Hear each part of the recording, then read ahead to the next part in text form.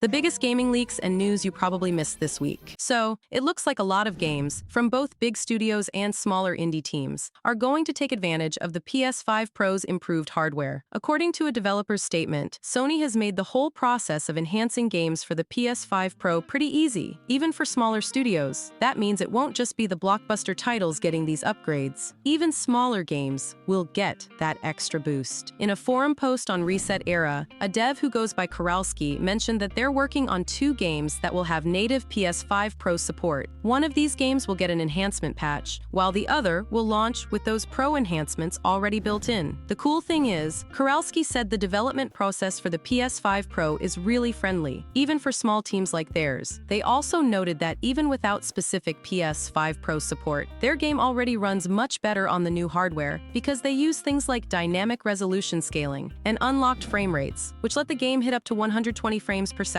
Basically, if a game is designed to run at 60 FPS or higher, it's going to perform even better on the PS5 Pro. The dev didn't share too much about it, but said they're testing it alongside another tech called temporal super resolution, and it's fascinating to see the differences between the two. Apparently, PSSR has better image quality in certain areas. All in all, it sounds like PS5 Pro isn't just about the big AAA games. It's going to improve the experience across a wide variety of titles, and there's some exciting tech in the works. It's pretty wild how well the PS Portal has been doing, right? A lot of people, including critics, didn't expect it to sell as much as it has. But here we are, a year after its launch, and it's still going strong. It's actually the best-selling accessory in the US for 2024, which is impressive given that it was aimed at such a specific niche. Even Sony was surprised by how much demand there's been. Originally, the PS Portal was designed for a small group of people, those who wanted to play their PS5 games without being tied to their TV. The price and its limited features made a lot of folks doubt it would be a hit, but clearly, the convenience factor spoke to more people than anyone expected. Sony even admitted that they weren't anticipating this kind of success, and now they're committed to keeping stock available because of the higher-than-expected demand. Matt Piscatella, an analyst from Circana, shared that while the Midnight Black PS5 DualSense controller was the top-selling accessory in August 2024, the PS Portal has been the best-seller overall for the entire year so far. Meanwhile, on the console side, the PS5 continues to lead the pack in the US, with Xbox Series consoles coming in second. The Switch is starting to slow down, which makes sense as it's nearing the end of its life cycle. What's really surprising is how a device that many thought would only appeal to a small group ended up doing this well. Were you expecting the PS Portal to take off like this? You've been waiting, I've been waiting, they've been waiting, everybody's been waiting, and it's happening. There are updates being pushed to certain branches within the back end of a particular game on Steam. What game? Well, first of all, what are these Sony QAE shipping PM test updates? What could this possibly be for? These updates are changes to the game Concord on Steam. It looks like they're actually making changes to a bunch of different branches. I think this all but confirms they're going to try relaunching it, probably as a free-to-play game. As Actman replied, "Cannot wait for Concord to Reconquered." It looks like they are indeed going for a full relaunch and are likely switching to a free-to-play model. A lot of changes have been happening. Over the last few weeks, there have been multiple daily updates to the game on Steam. Since October 6th, the game has seen about 20 updates by various users. So to be clear, it's not just one developer tweaking things, it's a team. They're making changes under various tags like PM Test, Sony QAE Shipping, and Sony QAE. It's unclear what exactly the updates are, but there are rumors of a re-release as a free-to-play title. Let's not forget that the game's director stepped down. If you remember, there was a Kotaku quote that mentioned how the director, Ryan, deeply believed in the project and bringing players together through joy. One former developer said that Ellis, the director, poured a lot of himself into Concord, which caused a lot of stress. Regardless of what could have been done differently, he's described as a good human and full of heart. We shouldn't target individual developers or blame specific people. However, it doesn't mean we should pretend Concord was a great game. These are people who worked on it for a long time. Should they have? In my opinion, no. If someone had told you 5 years ago that a 5 versus 5 hero shooter with only 3 game modes was in the works, you'd probably have said it wouldn't work. It's not a developer issue, it's a managerial one. The devs gave their all, but it never should have been greenlit by Sony. There's been some drama too, with a developer calling some members of the community talentless hacks for disliking the game and making negative videos. That's unfortunate, but I don't think it should be blown out of proportion. It's comparable to how some devs from Black Myth Wukong made crude comments on social media. Just because one dev says something dumb doesn't mean the entire project should be condemned. At the end of the day, many Many people worked hard on Concord, hoping it would be something great, but it wasn't, and it flopped catastrophically. Ellis was the main decision-maker on Concord, and the game was a failure from the moment it hit the market. It only got a proper trailer this summer, and people were shocked by the $40 price tag. Concord would have fared better as a free-to-play shooter. When all its peers, like Overwatch and Valorant, are free-to-play, Concord being $40 was a massive weight around its neck. When they did a free-to-play open beta, it hardly attracted any new players. They had about 2,400 players during the paid beta, and only increased to 3,000 during the free open beta. Nobody cared enough to invest time or money into a game that felt generic. The game's failure wasn't just about Concord itself. It represented the disappointing direction of PlayStation under Jim Ryan's leadership. Many gamers feel like Sony has lost its way, straying from the single-player, high-quality adventure games that defined the PS4 generation. Instead, we've gotten remakes, remasters, and live service titles like Concord, which was corporate and soulless, a far cry from the PlayStation of 5 years ago. Concord's shooting mechanics may have been decent, given that former Destiny devs worked on it, but the game's core issues outweighed any strengths. Even with a free-to-play relaunch, I doubt it will attract much attention. People may download it out of curiosity, play for an afternoon, and never return. The game was never something players really wanted. Sony might be looking for any way to recoup losses at this point, but I don't see Concord making a No Man's Sky-style comeback, because, unlike No Man's Sky, people never liked the idea of Concord to begin with. The game had no passionate following, and there's no world where people suddenly say, "I was wrong about Concord, I'm going to play it now." Moving on to a more positive news. Have you heard the latest about Hogwarts Legacy? Apparently, they're working on a definitive edition, which could be launching in 2025. There's supposed to be a bunch of new content, like 10 to 15 extra hours of gameplay. That includes a new story quest, side quests, activities, and even new outfits. They're also planning to sell this as separate DLC, and it might cost somewhere between $20 and $30 US, but no exact price yet. Tom Henderson from Insider Gaming is the one reporting this, and he says it's probably coming in 2025, which could be part of WB Games' plan to boost their revenue, especially after the disappointing sales of Suicide Squad, Kill the Justice League. What's cool is that Jason Schreier from Bloomberg had also reported on a new Hogwarts Legacy version, so it seems legit. If these reports are talking about the same project, Rocksteady Studios might even be involved in developing it. Obviously, with any gaming news like this, things could change, so take it with a grain of salt. But given how well Hogwarts Legacy has done, selling over 22 million copies by the end of 2023, it makes sense WB Games would want to capitalize on that success. And get this, the game is also going to be enhanced for the PS5 Pro, so when that console drops in November 2024, Hogwarts Legacy will take full advantage of all its new features, like advanced ray tracing and PSSR upscaling. Pretty exciting stuff, huh? It looks like there was a bit of a scare with Microsoft possibly pulling out of Saudi Arabia, but they've cleared things up now. Earlier today, a rumor started circulating after Mohammed Al-Bsimi, the co-founder of True Gaming, posted that Xbox would stop selling consoles in Saudi Arabia soon. He claimed that retailers were already notified about the change, which would have been a massive move for Microsoft. However, Microsoft quickly responded to the rumor, and it seems like there's no truth to it. Ami Silverman, Xbox's chief consumer sales officer, gave a statement to IGN saying that Xbox consoles are still available in Saudi Arabia, and they don't have any plans to stop selling them there. Silverman explained that while the availability of Xbox hardware might vary from country to country, Xbox games can still be played on consoles, PCs, phones, tablets, and even TVs through Xbox Cloud Gaming. She also pointed out that people can check Xbox's regional availability through their website. Although there's no plan to pull out of Saudi Arabia, Microsoft has been going through some big changes recently. They've had layoffs this year, 1,900 people in January and another 650 in September. There was also news about them shutting down Arcane Austin, the team behind Redfall, and Tango Gameworks, which developed Hi-Fi Rush. Fortunately, Tango was saved by PUBG's publisher, Krafton. Despite all this, it seems like Microsoft is focused on evolving its gaming strategy, even bringing some former exclusives to platforms like the PlayStation 5. And on top of that, they've got updated versions of the Xbox Series XS coming out in just a few days on October 15th, 2024. So it looks like Xbox fans in Saudi Arabia don't need to worry. For now at least, the consoles are staying put. Helldivers 2 is going through some exciting times, with major updates aimed at improving the game and bringing new content for players. First up, we've got the continuation of the 60-day recovery plan, which has now been extended to 63 days due to the weekend. This plan, which started back in August, focuses on addressing key gameplay improvements. Creative director Johan Pielstedt and design director Niklas Malmborg shared details on Twitter Twitter about upcoming changes to weapons like the Scorcher, recoilless rifle, and autocannon, which now has flak rounds, adding a friendly fire risk. This recovery plan has already improved player counts and boosted Steam reviews, reflecting a more positive reception as the game continues to balance and refine itself. But the real buzz right now surrounds the upcoming Liberty Day, a major in-game event on October 26th that celebrates glorious liberty within the Helldivers universe. Players are busy working on building the Democracy Space Station DSS, a strategic tool to reshape the galactic map. As part of this mission, Helldivers have been liberating planets from enemies like the automatons and terminids. Recently, a victory over Cleorel, a persistent automaton-controlled planet, helped unlock new materials for the DSS, pushing the project closer to completion. The timing of Liberty Day and the final stages of the DSS's construction are leading players to believe something big is coming. Many speculate that the game's mysterious third enemy faction, the Illuminate, could make their first appearance. Whether this is a huge content drop or simply the completion of the DSS, excitement is building for what Arrowhead Game Studios might have in store. Liberty Day marks Helldivers 2's first major celebration, and considering the game's success since launch, players expect something significant to happen. Between the ongoing recovery plan and the anticipation of Liberty Day, Helldivers 2 is in a strong place, balancing immediate gameplay improvements with the promise of new, exciting content. Whether it's tuning up weapons or building a space station to face new threats, Helldivers everywhere have a lot to look forward to in the coming weeks. Ubisoft made a huge number of cultural blunders, I guess I'll call them such as using the flag of a real-life Sekigahara reenactment group without permission, or more recently, merchandising a figurine that has Yasuke posing in front of a one-legged torii gate, which is best known for being a monument in Nagasaki commemorating the loss of life when America dropped the second atomic bomb. They told me that waiting for this crash to happen is pointless because in their opinion, we are already within a gaming crash right now, Western-wise anyways, as they specified.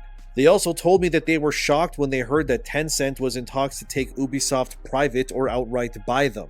As this source, which I said has a lot of experience in the industry, they claim that Tencent only buys profitable companies that are doing well. And they were puzzled as to why Tencent would go out of their way to buy a company like Ubisoft that has been struggling for so long publicly.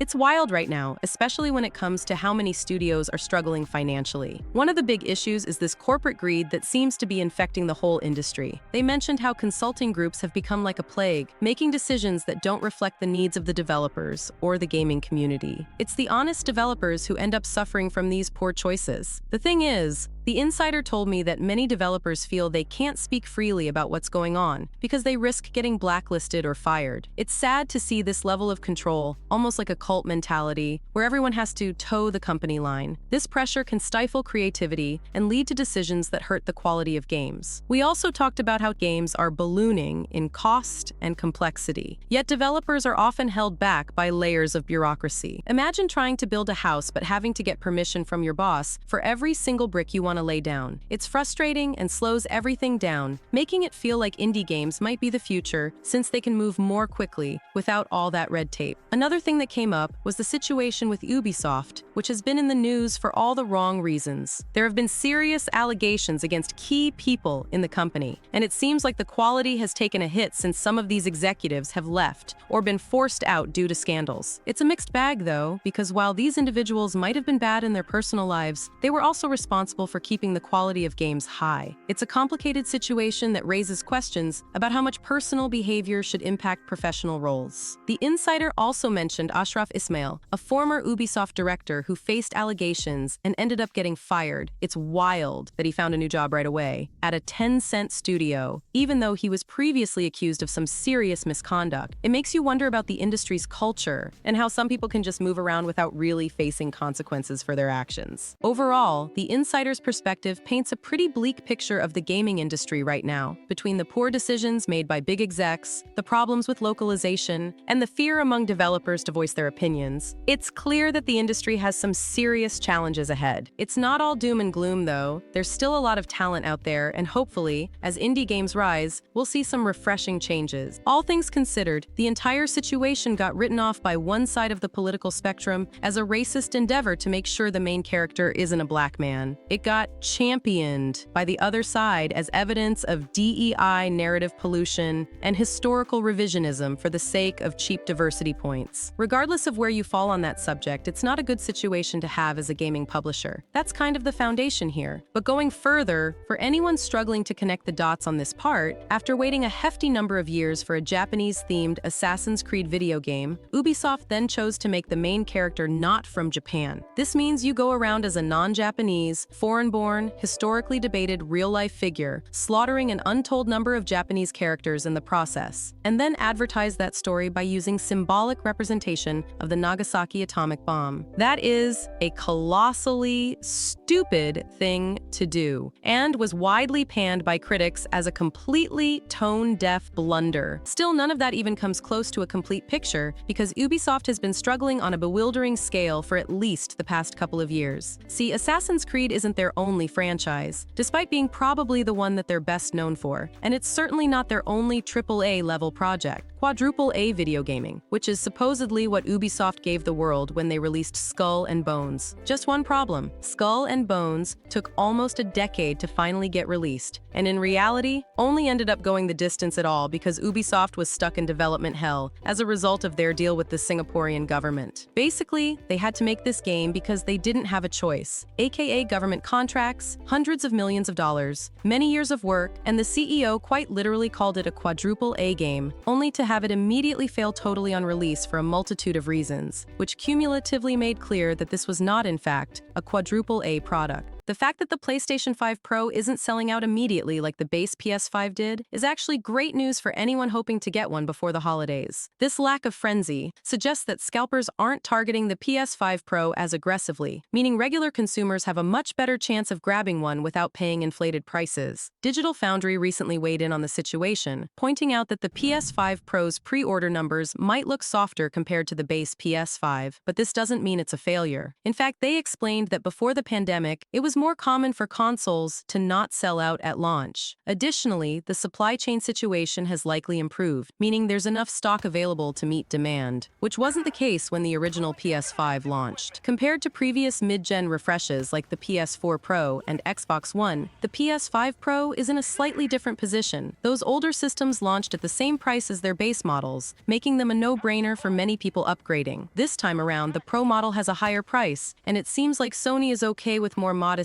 demand, since they're focused on keeping the PS5 family healthy overall. The higher profit margins on the PS5 Pro also means Sony doesn't need to sell a massive amount to call it a success. From a gamer's perspective, this is good news too. It leaves more availability for holiday shoppers, and it might even give developers more time to optimize games for the Pro's hardware. Speaking of optimizations, Digital Foundry also mentioned Final Fantasy VII Rebirth as a showcase for the PS5 Pro. While the game runs better on the Pro, especially in terms of image quality, it still shares many of the visual settings found in the base model's graphics mode. So, if you've been eyeing a PS5 Pro, you've got a good chance of picking one up before Christmas without the hassle of dealing with scalpers. The upcoming release of the NVIDIA GeForce RTX 5070, set to be announced at CES in January 2025, carries significant implications for the PlayStation 5 Pro and its potential market position. While the RTX 5070 may be designed as a mid-range GPU, the specs and trends surrounding it can help us understand how the PS5 Pro might fare in an evolving gaming landscape. The RTX 5070 is rumored to feature up to 6,400 CUDA cores and 50 RT cores, which is an improvement over its predecessor, the RTX 4070. However, it's important to note that performance cannot be judged solely on core counts due to differences in architecture. The new Blackwell GPU architecture may offer different performance characteristics compared to older generations. While the GDDR7 could run at higher speeds, potentially up to 28 gigs per second, many gamers expected 16 gigs of RAM on a mid-range card by 2025. A tight memory setup could hinder the card's ability to handle high-resolution textures or future titles that demand more memory. Expected to retail around $600, the RTX 5070 will enter a competitive mid-range market, with AMD's RDNA 4 architecture potentially offering strong performance in the same price bracket. NVIDIA may need to adjust its pricing strategy to stay competitive. The announcement of new mid-range GPUs like the RTX 5070 signifies that consumers will have robust options for gaming on PC. If the RTX 5070 and its peers tiers offer better performance per dollar, it could sway potential PS5 Pro buyers to consider building or upgrading their gaming PCs instead.